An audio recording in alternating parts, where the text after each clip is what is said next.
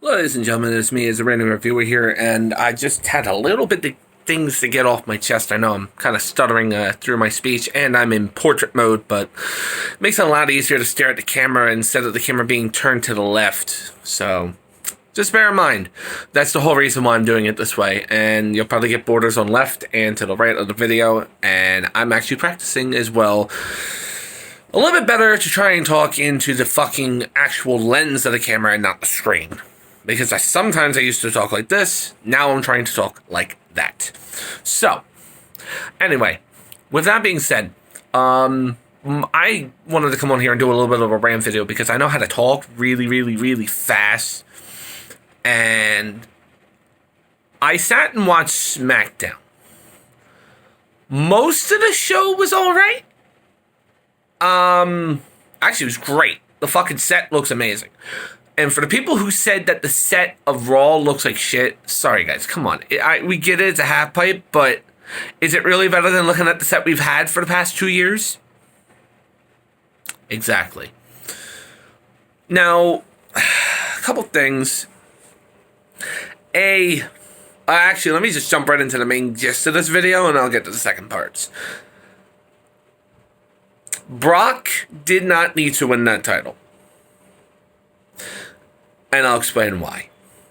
The reason why Brock did not need to win the WWE title was because if you're going to put him into a feud with a former UFC foe, you are teasing that you're going to give the title to somebody who isn't even in the WWE prior. And I get that. We need more new talent. And yes, we gave Ronda Rousey the title. But Ronda Rousey, he's kind of good as a wrestler. And most people are not going to say that. And I'm probably going to get thrown underneath the bus because I said that. But he wasn't bad. We had decent matches. She's a submission specialist. Not every pro wrestler is perfect when it comes to grappling. Some great technical wrestlers, for example, Kurt Angle, was a submission person, but will more so go with the one name no one ever wants to name drop, and that was Benoit. That was Chris Benoit. He, as a wrestler, had some of the best technical submission moves you will ever find in wrestling. And I get bringing up his name as sacrilege. That is, I'm only going to talk about his career, and I'm not going to talk about him as a person outside of the ring. That's the one thing I won't do. But Bret Hart, he wasn't really like a grappler per se. He was more, I mean, he was a great grappler. Don't get me the fuck wrong. I don't need the Bret Hart fanboys coming out of nowhere. Well, he was the best in the world of this, and the best there is, and the best there was. And I get it. I get it. Thank you. I know. Okay. Calm down. Don't get your Bret Hart, pajamas in a twist and your body pillows. Calm down. But it's just, why? Brock didn't need to win it, okay? We could have simply gotten an extension where maybe Big E turn heel and then maybe give Big E a title rub? Possibly? That could have been a match. What the hell's wrong with you, WWE? You had a perfect opportunity to turn him heel. Or even if fucking Kofi won, let's say by DQ, you couldn't have had it to where this Kane guy jumped the railing and Brock was about to pin Kofi and maybe he came out and got a DQ. So it made Brock look strong, but it didn't make Kofi look like a bitch. Really, guys? I get it. It's like this hype thing because Brock's all, I'm fanfare. Me, Brock Lesnar. Me eat the money of WWE's pocket. Num, num, num, num, num. But I get that. But can we please not, honestly, fuck this up any more than you've already done? Because no offense, you really fucked up the title picture now. Brock does not need the title. What purpose do we have? Do we have to sit here and listen to the reigning, defending WWE Universal Champion Brock Lesnar again and again every fucking day? And now he's on Fox, and we're gonna get fucking promos on TV constantly about Brock Lesnar Shut up. I get it. He was a good wrestler in 2003. And he's all right in 2013. But he hasn't done a match that didn't have 7 moves in it or more since 2005 or earlier. Anything before, I don't even remember a time where I've seen him do anything interesting past WrestleMania 20. I mean, I get it. He's had great matches. Don't get me wrong. He's had brutal matches. But look at some of the matches where he really didn't do anything. His WrestleMania match with Dean Ambrose.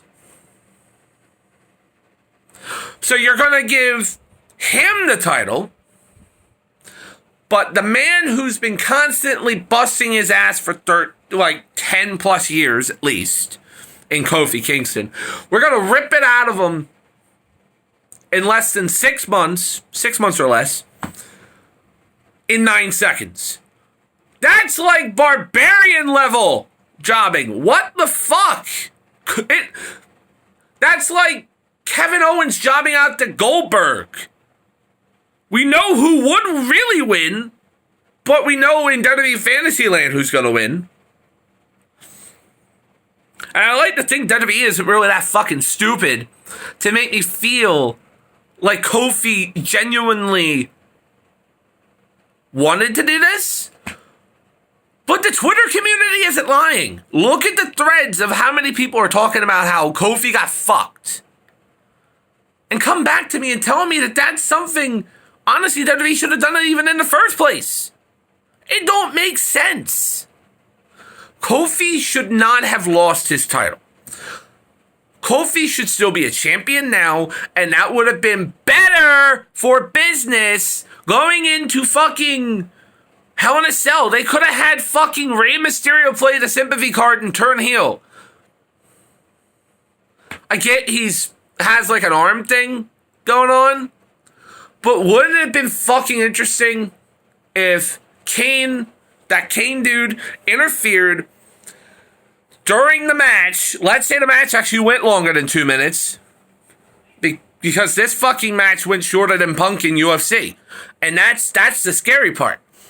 But imagine if the fucking match went a little longer. The Kane guy, whoever the UFC dude is, came out. He beat the fuck out of, and he interrupted the match.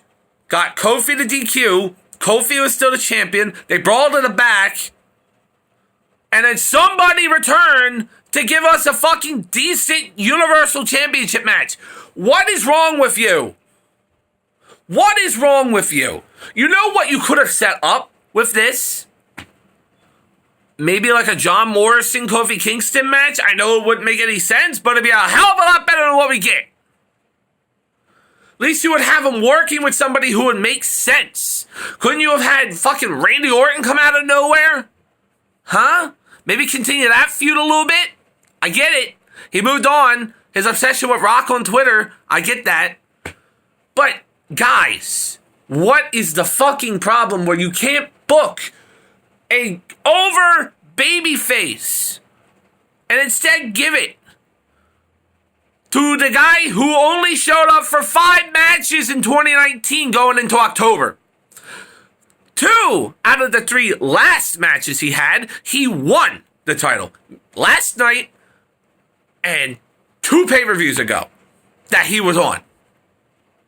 And the only person he lost it to was Seth Rollins. What the fuck is wrong with you? And unfortunately, he had more matches than Jericho this year.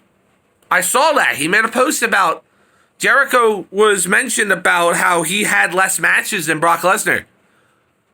Yeah, but you can't count 2-minute matches. That's not really a match. That's a squash. So, the moral of the story is we got a hollow champion, guys. We got a hollow champion. And I normally don't come out here and make rant videos. And if you know, I sat through that show for 2 hours. And while we had to watch 9 seconds of a squash match, and a makeshift 8-man tag match that didn't really make any fucking sense to begin with, except for it to set up for, God forbid, fucking Gypsy King person and this other guy, in Braun Strowman. We miss Mustafa Ali and Buddy Murphy? Are you fucking mad? Is something wrong with you, WWE? You put that on the dart match, and then you don't even give us Hulk Hogan? Barely? You hype all these people. I think the real star I've even seen was fucking The Rock. And that was a good segment. I don't even know what to say to you guys. That show, people said was decent, but I'd much rather go back to AEW and watch that show. And I'm not saying, choose one over the other, because then that's biased. Both companies are producing a product that is equal in their own right. Because NXT was killer. But I don't know what you want me to say, guys. When you give Brock the title, I don't know. I don't know what you want me to say. So, my thing is, Brock needs to drop the title like ASAP. And the worst part is, we got 3 matches hyped up. 3 matches for Hell in a Cell. Why? Who decided the booking was this fucked up? Like, what are we going to get? A couple of hour Hell in a Cell matches or something? Oh, I know what it's going to be. You guys are going to announce it on Twitter over the next 24 hours, right? So by tomorrow, we're going to sit there and we're going to be like, oh, look, there's some match graphics, guys. Nakamura. And they wonder why people turn to AEW and their ratings were double. Because of shit like this. It don't make no sense. I get it. You're trying to make a decent product, guys. But can we please, motherfuckers, please. Can you start by taking the title off of Brock Lesnar? I get it. You want a big name and a big title change at the very end of the show, something that's going to shock the crowd. But you could have done a lot better. Moxley came back at AEW Dynamite. That wasn't bad. I could stand that. I thought that was actually pretty cool. So, just please, WWE, get the title off of Brock. Give us some fucking actual matches for, your pay-per-view tomorrow that I would want to watch.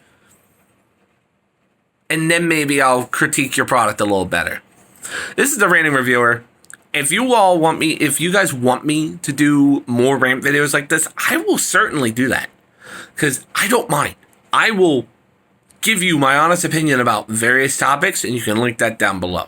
I'll talk about any show you want me to talk about. I'll talk about any wrestler you want me to talk about. You can give me a thread to like Twitter or something and ask my comments about that, and I will do it. Thank you so much. Enjoy the rest of your day, and fuck you, Brock Lesnar.